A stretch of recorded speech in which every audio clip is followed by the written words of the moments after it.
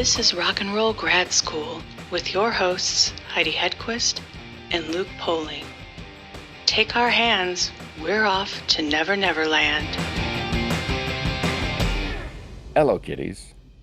We're going to have a real good time together. We are. And no, we are. So our guest today is Aubrey Logan. Yes. And unfortunately, you couldn't make it out of an actual paying job. Yes. So it's just me. And I apologize in advance that you have to listen to just me. That's a gift for everybody. It's a Is gift it, that keeps on giving. Yeah, I don't know. It's kind of nice for me to actually get to listen like a listener too. That's true. That's like the David Gilmour talked about, I think it was on the Wall tour, that he got furious with Roger Waters about something. And because they only did like 6 dates on it, that he like threw his guitar and walked off stage and ended up going to the soundboard in the back of the, I was going to say theater, Coliseum they were playing at. And he said it was the only time he got to see Pink Floyd live. Yeah. And it was like, oh, yeah, we're pretty good. Like, what do you know? Yeah. But Aubrey is a jazz singer, jazz pop singer, I think, of the... Oh, here comes Warren now. You want to say hi, Warren? Hi, Warren. Yeah. But she has a new album out called Standard, and it is all jazz standards. And it's fun. And, you don't think... Very rarely is the trombone like a lead instrument. Right. And I think people also don't appreciate how hard it is to play that instrument. Oh, completely. I don't think anyone has a clue unless that was your, weapon of choice in middle school band. Right. And you could really mess a person up with that thing. That slide. Oh, for sure. That'd be great. Yeah. Yeah. So we had a lovely talk with Aubrey. Or I guess I did. You just, yeah. So enjoy the episode while Heidi sits at the soundboard and watches Pink Floyd. Yes. Play Comfortably Numb.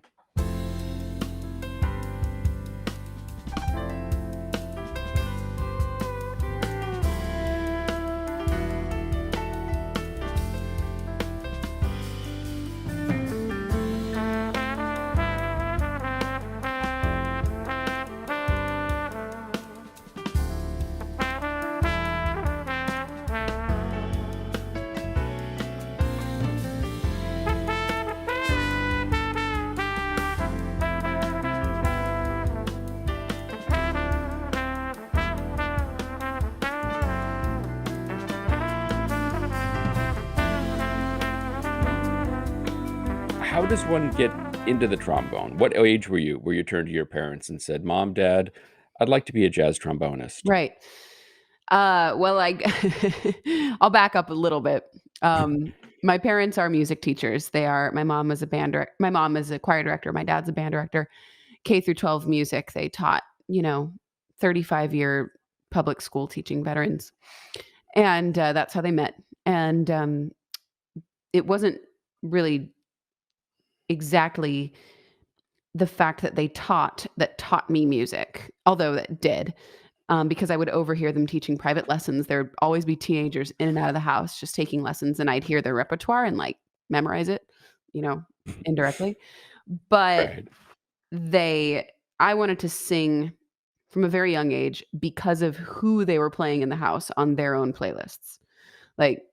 So they'd be playing Stevie Wonder and Dolly Parton and Beethoven and Rachmaninoff and the Eagles and James Taylor, all within the span of 1 hour. And as a kid, I just thought that was normal. I just thought that's how people listen to music. And so I would imitate these singers they would play. I would imitate Whitney Houston. I would imitate Karen Carpenter. Not with as much emotion and feeling, because when you're a child, hopefully you don't have that, but with imitation, because that's what kids do. And so I did that, and I loved it. And so I got into singing very early, like age 5, 6, 7. I would start to sing national anthems at Seahawks games and Mariners games, and where I'm from in Seattle. And I would, do that. And then when I was, so I wanted to have that kind of career before the trombone came into the picture.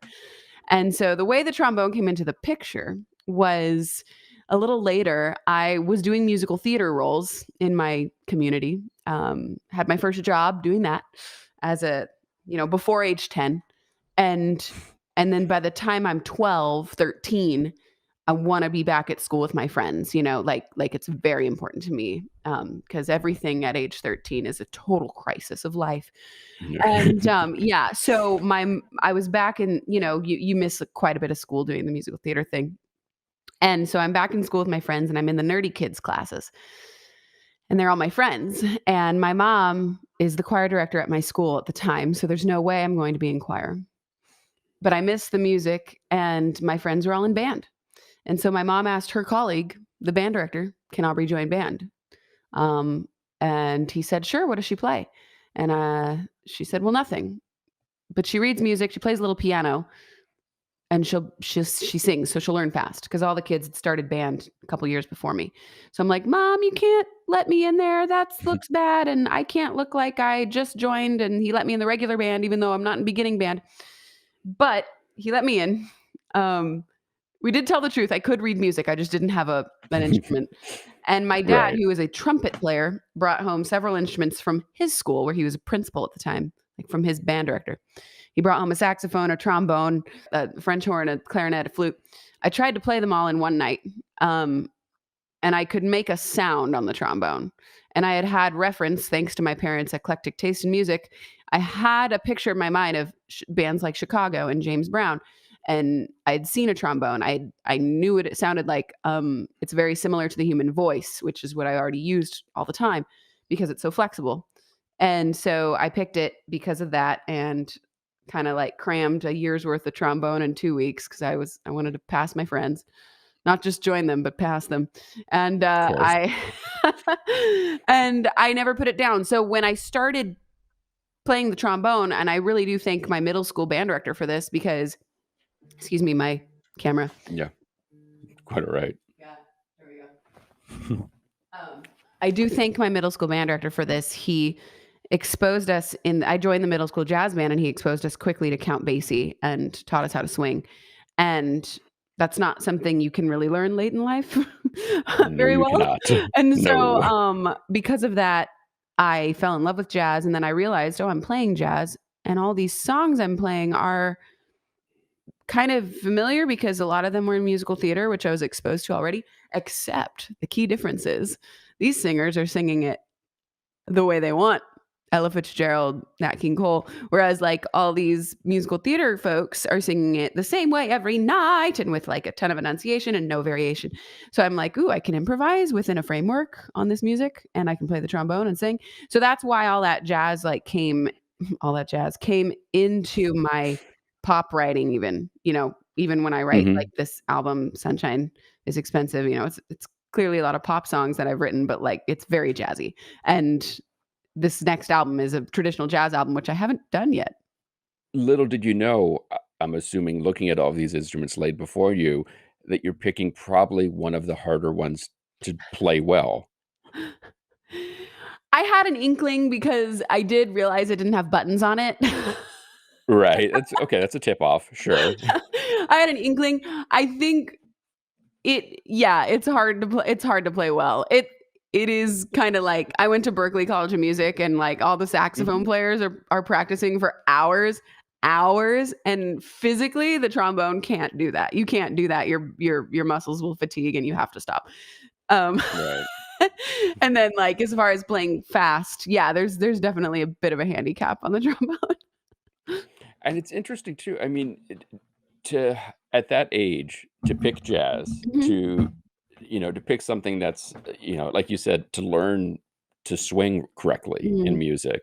It's hard enough to master a straight rhythm and a straight beat, and then to add this other wrinkle in it. I mean, was that I guess it was just sort of like, well, this is what music is. If this is kind of your first time playing in that way, Yeah, that you I didn't had know it been was hard because you didn't know any other way. swing sounds very easy, and it's supposed to. So it's truly the only reason it's difficult for people that are maybe older to learn it is just the same reason why it's difficult to learn a language when you're older. So swing feels good, and it feels a certain way. And it's really hard to, like, I'm learning French right now and I can't get the French oo vowel to save my life. Like, because we don't have that in English. We don't have that sound. And that's the same in certain genres, certain feels of music. So it wasn't necessarily difficult for me to feel how swing is supposed to feel.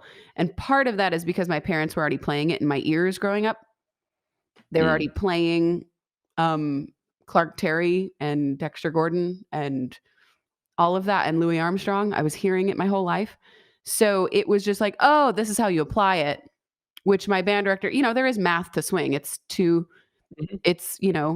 triplets tied to two eighth note triplets tied to one eighth note triplet, but like, That's it. Sure. yeah, but Yeah. yes, it's hard. And it's not hard for me now. It's a feeling. It's just like how, certain funk artists sound so funky, and funk was in my vocabulary growing up too. What was not, and I can compare it to Latin because that was not in my vocabulary growing up. And I was on tour recently, before March 2020, Sure. or at the beginning of March 2020. And we were in Europe with my drummer, my LA drummer, and I went to Europe, did the tour. We had my friends, my backup singers from London join us, and an Italian bass player and a Spanish piano player, but he was from the Canary Islands, which is Spain. But they have a ton of Latin music in their country, on their islands, and he grew up with it. And so he would play piano with such a beautiful Latin feel. Like, we would fake Latin in some of my songs, but like when he would play it, it would sound real. And I'm kind of asking, why does he sound so authentic on that? And when I try to go into that, I sound not authentic. And it's the same reason. I mean, yeah, there's a math to it. There's a push-pull in Latin rhythms that I can calculate and understand, but I don't sound like I've been doing it my whole life. Whereas swing, I sound like I've been doing it my whole life because I have. Yeah, it's one of those, I feel like, of genres, it's hard to fake. Yes. It's sort of like, it's hard to fake sincerity. It's hard to fake knowing that innately that swing and that rhythm of this music. So you go to Berkeley, which is incredibly well known for, I was going to say music, but contemporary music, and jazz in particular. Jazz and pop, yeah. The people who have come from there, the people who've taught there. Where did you go after Boston? Los Angeles. I had connections there with people that were influencing me and helping me out. Patrice Rushen, Solomon Burke, Pat Boone. You can't make these things up. If you need people to influence you and support you, those are good ones. Yeah, you can't make this stuff up. And so I'm born and raised on the West Coast, so New York just didn't feel as home. To me, even though it's a hub that I go to often, but like, it just wasn't going to be where I lived. And my husband and I moved to LA, like, I don't know, a year after I graduated Berkeley. And that's where I spent the last basically 10 years or so, 8 to 10 years of my life. Although it was home base because I spent the last 8 or so years touring mostly, but that was home base. And it was a wonderful place to be, just awesome. Especially being new to, a very new artist, unknown, which I still kind of am, but like very, like, no, like basically having to pay people to come to my shows, not the other way around. Right.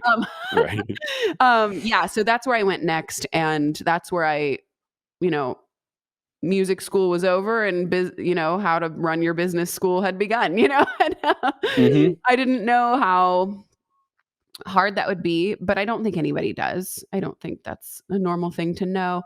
And I learned how to be an artist, not just a musician, by doing, which I learned at Berkeley as well, because I was still gigging and doing stuff, but it was more like Berkeley was a place where I was doing school and being a professional musician outside of school. But as far as being an artist who runs a business, that didn't really kick in until then.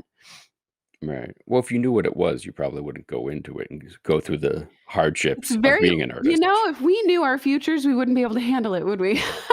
Yeah. So no, I certainly don't regret any of it. And I thank my manager for sticking with me this long and kind of going, wow, she doesn't fit in any of the record labels wants and needs. It was a very interesting mix of the record labels wouldn't accept me / they would if so Hmm. it was always that kind of dance. And I really thank the fans for sticking with me, the OGs.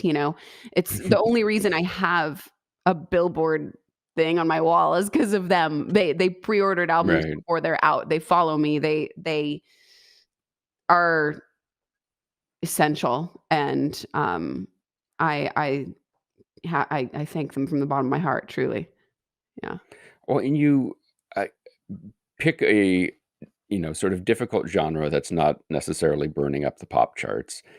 You pick like it's just there's sort of this winnowing of everything, and then Mm. you pick something that a label, like you said, this combination of sort of pop music and jazz Yeah.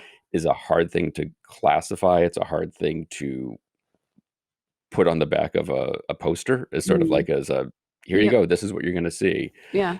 Did you ever feel that pull to like, I need to try something different. I need to try to streamline this uh, sound I'm hearing, or is this just I have to stay true to what's inside my head and get it out to people? It's both. It's both. Hmm. There's a season for everything, basically. So, I am definitely willing to make some concessions, and I have, and you can hear it in my albums. I mean, you might not be able to pinpoint it, but I can. And, Wow. and yet there's still things I love and still things I like. It took a little maturing and a little humbling and a little tamping down of my pride to say, okay, I need to present this somehow. It's not that I need, and what I didn't do was go full on pop or go really full on jazz. What I didn't do was either of that. And Hmm. neither did Snarky Puppy, neither does Wolfpack, neither does Emily King, neither do all these people my age doing this. Right. And I attribute that to the social media world we live in, not the 90s record business we used to have that I was too young to be a part of. So because of social media, I get to show people what I do Hmm. on a daily basis. And so they're like, "Oh, got it." Whereas it's hard to explain, but it's easy to show and it's easy to listen Right. to. So, that alone, and that's another conversation, but that alone changed the record industry, changed the label industry. Labels aren't what they were. That's okay. It's just different. And it's cool because I didn't grow up in New Orleans in the 1930s, although that might have been kind of fun and kind of hard. But Mm. if I Yeah. would have, I would be playing music very differently, and I would be You'd playing also one probably be kind. dead. Yeah, that too. Yeah. Be a bummer. I grew up hearing every type of music, and so did everyone that is my age because we have the internet. So Right. it's changed. And like you said, it seems like in many ways a blessing that you have this ability to reach directly to an audience Mhm. and say, check this out. Yes. And that you have this ability to interact with them and Mhm. reach them. Yeah. Um, when it comes to sort of the life of a recording and touring musician, is it what you thought it would be? Is it something No. you still enjoy? Because you always hear these stories of people by a certain age getting road weary and just being like, I can't do this again. Do you Yeah. still enjoy it? I do. I do. It might change how it looks. It might be more intense in certain areas and less intense in other areas as things go forward. However, Mhm. of course you get shocked by how hard something is. But I think that's probably the truth with anybody in life, with any job, with Mhm. or just with anything in life, like relationships or marriage or kids or I mean, not that I have kids yet, but I'm sure you think it's gonna be something and then you realize, oh, Instagram versus reality. Right. And yes, absolutely. I've had moments where I've been on the road going, why do I do this? Nobody knows how hard it is because I'm trying to look like I'm having fun all the time because that's my job, but it's actually kind of hard and it's weirdly public, but it's also weirdly private. And so, yeah, of course. But I think that's just normal. I just think it's normal for people. Mhm. Yeah. And is your husband a musician as well? He's a bass player, but he not by trade. He's a software developer. So you go out and tour and he Mhm. is staying home. He's Holds not the out on fort the road down, with yeah. you. Mhm. That's got to be hard. Well, sure. Yes. What's hard being apart isn't as hard as being apart while I'm having a hard time. Mm, Like when I call him from the road saying, "I've had a great day, the show was great. Um, I loved the audience, miss you, bye." He's like, "Cool." right. He's not Yeah. like enjoying the fact that I'm not home, but he's like, "Okay, great. It's cool." Like Right. when I call him going, and I'm in Russia and you're at home and I'm crying, then he's like, "Oh my gosh, this is really tough because I can't be there." That's Yeah. so it's actually not the being apart for periods of time in and of itself isn't really the hardest part. It's when Right. there's problems and we're not with each other Right. that it's hard. It is yours. I feel like Europe has always been considered sort of a place that appreciates jazz more than the US. Is that something you find, or is there any other part of the world that really digs what you're doing? Yeah, Europe. Yeah, that's easy place to Okay. go perform. I don't have to advertise much. No. Yeah. Hmm. And then as far as the records go, this is Mhm. your third album. How has that process changed for you? And what have you learned sort of in the process of going into a studio and working on an album? Well, it changed because of the events of 2020. Well, sure. Yeah. Um, and I had moved cities in the middle of that. So I made an album in a brand new city with brand new people. So what changed was it was a lot easier to make an album while not touring. It was a lot easier to focus and get it done very thoroughly. Um, but what I've learned is, it's never going to be perfect to my ears. And it's a beautiful thing to push record, play the song, and that's what you get.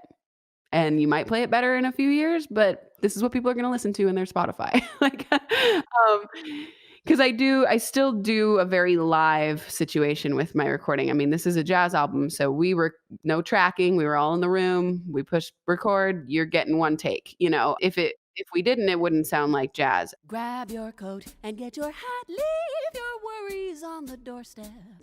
Just direct your feet to the sunny side of the street. Can you hear a pitter pat? And that happy tune is your step. Life can be so sweet on the sunny side of the street. I used to walk in the shade with those blues on parade, but I'm not afraid. This rover crossed over. If I never had a cent, I'd be rich as Rockefeller. Gold dust at my feet on the sunny side of the street. Aubrey's new album, Standard, is available this Friday, May 21st. For more information, check out her website, aubreylogan.com. You can follow us on all the various socials. You can check out our website at rockandrollgradschool.com for more grad school content. And please leave us a review on iTunes.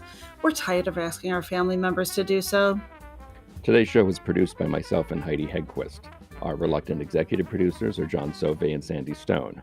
Our willing producers are Rachel Allen and Randy Jeanette. Our intern is Zach Jackson. Our graphic designer is Samantha Mastonen. This one's for Philippe.